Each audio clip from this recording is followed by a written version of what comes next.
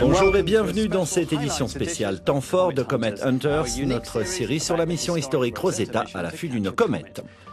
Toute l'année, nous avons suivi l'équipe derrière cette mission spatiale, ses hauts et ses bas. Nous avons commencé en janvier quand Rosetta dormait encore après 10 ans de voyage dans l'espace.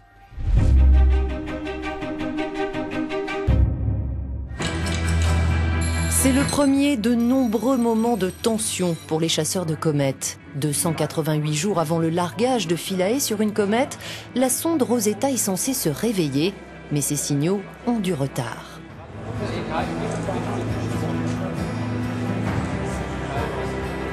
Quand ils arrivent enfin, c'est le grand soulagement.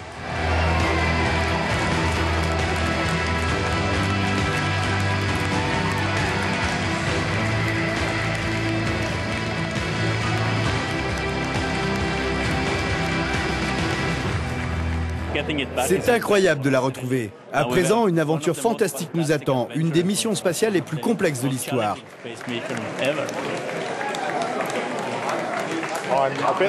Je suis un peu moins stressé qu'il y a une minute. Je ne pensais pas que je serais si stressé. Maintenant que nous l'avons récupéré, nous pouvons faire ce que nous sommes supposés faire pendant 2 ans de la science. C'est un moment merveilleux, merveilleux. Quelques semaines plus tard, et l'équipe opérationnelle de Rosetta est tout sourire. Armel et ses collègues contrôlent la sonde et l'humeur est au beau fixe. C'est une petite Rosetta. C'est un peu un porte-bonheur. Toute l'équipe en a un d'une manière ou d'une autre. Et donc, je trouve ça sympathique. Quand on a un contact avec le satellite, à ce moment-là, il faut être présent, il faut être là et il faut être prêt. C'est vrai que c'est pas toujours facile à gérer avec la vie de famille, avec la vie privée. Aujourd'hui, je suis plutôt dans un jour optimiste où je me dis oui, tout va bien fonctionner. On a fait tous les tests qu'il fallait, on n'aura pas de surprise et ça va être fantastique. Par là, là. J'imagine que tout se passe bien là-haut, qu'il ne fait pas trop froid et puis que tu n'as pas envie de retourner dans la couette parce que bon, là, cette fois quand même, il faut y aller.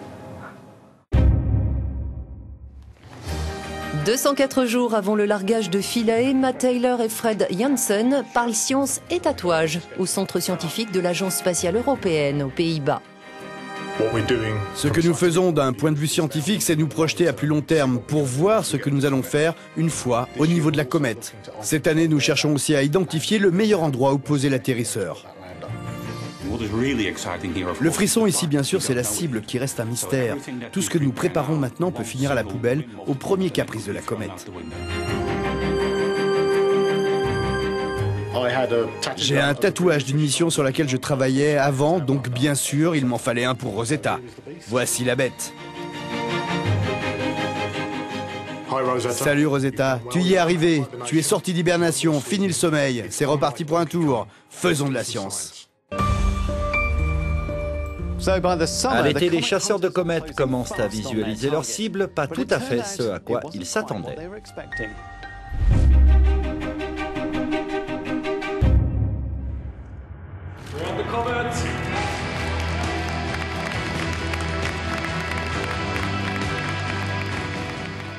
Nous y sommes, nous sommes au rendez-vous, nous avons franchi le pas, la grande étape qui consistait à rencontrer la comète. Nous allons voyager avec elle pendant plus d'1 an. Les opérateurs doivent à présent apprendre à naviguer autour de la comète, ce que personne n'a jamais fait. Il leur faut aussi commencer sur le champ à chercher un site d'atterrissage.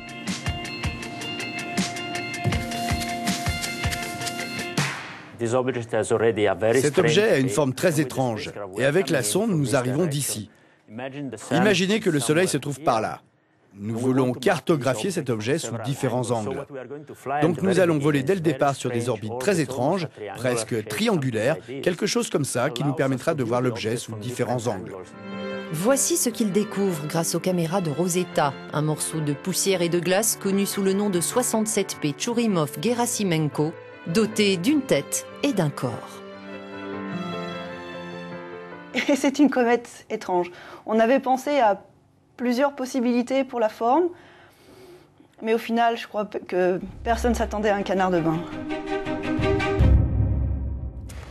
Nous sommes en septembre à présent et alors que Rosetta tourne autour de la comète, toute l'attention est sur Philae. Dans 50 jours, l'atterrisseur se posera et ici, au centre d'astronomie de l'ESA, près de Madrid, Larry et Michael décident quel instrument fera quoi et quand. Ce qui est délicat, ce sont les inconnus. Chaque jour, la comète produit plus de gaz et plus de poussière. Le site d'atterrissage a maintenant été sélectionné et bien sûr, nous espérons que ça va marcher. Il est clair que c'est une étape risquée, mais je pense que ce sera une réussite. L'atterrissage en lui-même est un énorme événement. Nous allons séparer l'atterrisseur à une certaine distance. Il dira au revoir au vaisseau mère qui l'a amené si loin. Et en 1 heure environ, il commencera à envoyer des images. Donc bien sûr, le signal de l'atterrisseur sera très important. Salut Rosetta, bien que tu sois des centaines de millions de kilomètres, ne t'inquiète pas, nous n'allons pas nous écraser sur la comète parce que nous savons exactement où tu vas aller. Continue à travailler, à vivre, à nous envoyer ces données magnifiques et ces belles images. Moins d'1 mois avant l'atterrissage, les chasseurs de comètes abaissent leur orbite à moins de 10 km de la surface de Chury. La tension monte. Nous sommes dans la phase d'observation rapprochée et nous commençons petit à petit à descendre à de plus basses altitudes. Bien sûr, il se peut qu'à tout moment, la comète devienne très active et pousse la sonde complètement en dehors de sa trajectoire. Mais cela, nous ne pouvons pas le prédire. Plus la surface sera souple, plus l'atterrisseur se posera en douceur et aura de chances de ne pas se renverser. Salut Rosetta, dans quelques semaines, ce sera le grand moment de ta vie. Quand ton bébé s'en ira, ne tremble pas trop, tu peux être sûr qu'il se posera en douceur sur la comète. Laisse-le s'envoler, c'est le moment. Ciao et tous mes vœux. Bien sûr, l'histoire de Rosetta allait connaître des rebondissements et un atterrissage chaotique. Remontons les quelques semaines qui nous séparent du jour J, celui où Philae s'est posé sur une comète. Mercredi 12 novembre 2014, un jour que les chasseurs de comètes ne sont pas prêts d'oublier.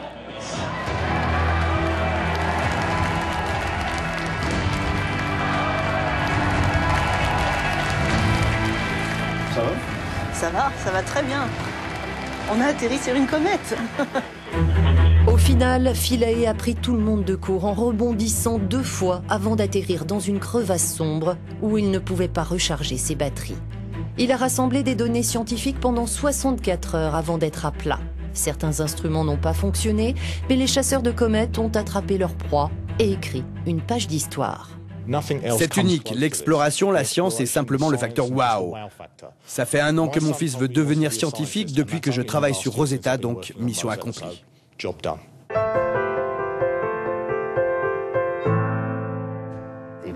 Il y a tant d'enthousiasme comme des petits gamins à Noël.